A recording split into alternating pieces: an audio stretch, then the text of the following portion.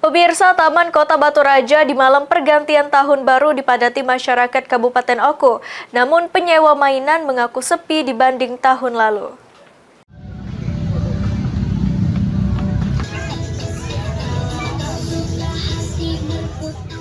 Malam pergantian tahun menjadi salah satu momen yang ditunggu sebagian masyarakat, tak terkecuali pada masyarakat di Kabupaten Oku. Masyarakat Kabupaten Oku memadati Taman Kota dalam menunggu pergantian tahun 2025 ke tahun 2026.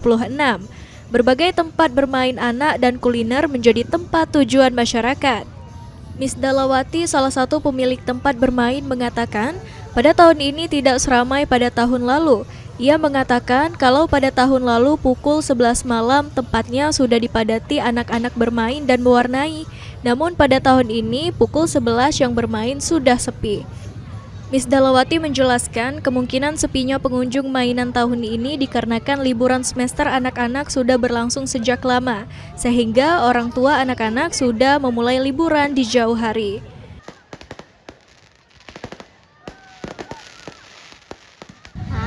Bener kalau ini lukisan sama ini.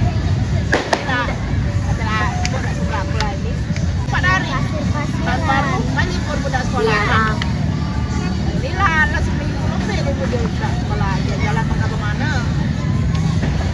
Lah keduluan habis duitnya, Bu. Iya. Permainan yang disewakan di Taman Kota Batu Raja seperti bermain pasir, mandi bola, mewarnai, motor-motoran, sepeda listrik yang bertarif mulai dari Rp10.000 hingga Rp20.000. Yunin Yuniki, PAL TV.